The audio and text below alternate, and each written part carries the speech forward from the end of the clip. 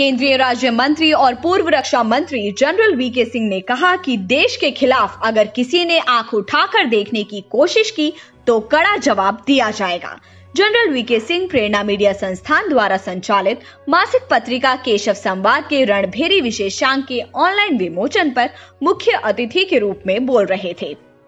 मैं एक चीज को मानकर चलता हूं और मेरे ख्याल से, मेरे विचार से हर फौजी उस चीज को मानकर चलता है कि युद्ध आखिरी विकल्प है। ये आखिरी विकल्प हम लोग इसलिए कहते हैं, इसलिए नहीं कि हमें आगे आने वाले शत्रु से डर लगता है, लेकिन हमें अपने पीछे जो लोग हैं उनकी चिंता रहती है, क्योंकि युद्ध के अंदर बहुत नुकसान होता है और ऐसे लोगों का नुकसान होता है जिनका युद्ध से कोई लेना देना नहीं। इसलिए हमेशा युद्ध पूरे विश्व में एक आखिरी विकल्प रहा है, खासकर पिछले 70-75 सालों के अंदर।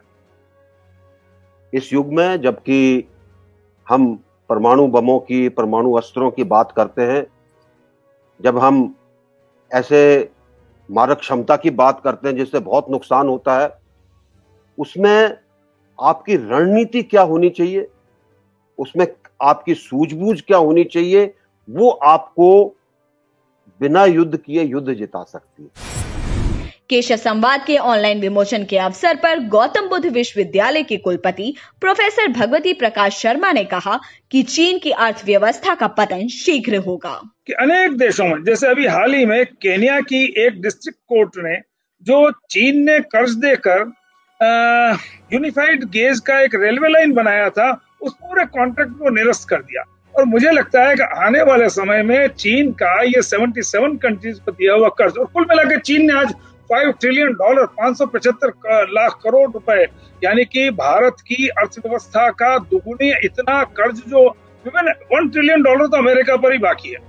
अगर ये सभी देश यह कह दें कि वुहान का वायरस चीन ने फैलाया, उसकी क्षतिपूर्ति के बदले हम इसको जमा कर लेते हैं, मुझे लगता है कि चीन की अर्थव्यवस्था कहीं नहीं रहेगी, उसका सैन्य बल बचा नहीं पाएगा। और इसलिए हमें कहीं ना कहीं सोशल मीडिया पे केशव संवाद जैसी पत्रिकाओं के माध्यम से और विश्व जनमत को इस प्रकार से जागृत करना चाहिए कि पूरे विश्व में यह वुहान वायरस फैलाकर भयावह नरसंहार करने के दोषी चीन को दंडित करने का सबसे पहला कदम यही होना चाहिए कि चीन ने जो $5 ट्रिलियन जो कर्ज के रूप में बांट रखे हैं, उन सबको सारे देश जमा खर्च कर ले इस वुहान वायरस की क्षतिपूर्ति के बदले। प्रधानमंत्री श्री नरेंद्र मोदी ने लोगों को गणेश चतुर्थी के अवसर पर शुभकामनाएं दी हैं और हर जगह खुशी और समृद्धि की कामना की है। अपने ट्वीट में प्रधानमंत्री ने कहा, आप सभी को गणेश चतुर्थी की बहुत बहुत बधाई। गणपति बप्पा मोरया। गणेश चतुर्थी के शुभ अवसर पर आप सबको बधाई। भगवान श्री गणेश का आशीर्वाद हमेशा हम पर बना रहे। इस बार लोग भगवान गणेश की इको फ्रेंडली मूर्ति घर लेकर आ रहे हैं। प्लास्टर ऑफ पेरिस की बजाय इस बार मिट्टी के गणेश जी की मांग ज्यादा है, क्योंकि विसर्जन के लिए किसी नदी या नहर पर नहीं जाना पड़ेगा, बल्कि घर पर ही मिट्टी की मूर्ति को विसर्जित किया जा सकता है। काशी के ज्योतिषाचार्य और धर्म शास्त्रों के जानकार पंडित गणेश मिश्र का कहना है कि मिट्टी की गणेश प्रतिमा पंच तत्व से बनी होती है। उस मूर्ति में भूमि, जल, वायु, अग्नि और आकाश के अंश मौजूद होते हैं, इसीलिए उसमें भगवान का आह्वान और उनकी प्रतिष्ठा करने से कार्य सिद्ध होते हैं। मिट्टी के गणेश की पूजा से सकारात्मक ऊर्जा मिलती है। वहीं प्लास्टर ऑफ पेरिस और अन्य केमिकल से बनी गणेश जी की मूर्ति में भगवान का अंश नहीं रहता है। इनसे नदियां भी अपवित्र होती हैं। सोना, चांदी और तांबे से बनी मूर्तियों के साथ ही मिट्टी की मूर्ति को भी बहुत पवित्र माना गया है। इसके अलावा विशेष पेड़ों की लकड़ियों से बनी मूर्तियां भी पवित्र मानी गई हैं। पर्यावरण को ध्यान में रखते हुए राष्ट्रीय कामधेनु आयोग ने इस बार गौम्य गणेश जी अर्थात देसी गाय के गोबर से निर्मित भगवान श्री गणेश की मूर्तियां बनाई हैं। पाकिस्तान ऑक्यूपाइड कश्मीर में गिराया गया पाकिस्तान का झंडा।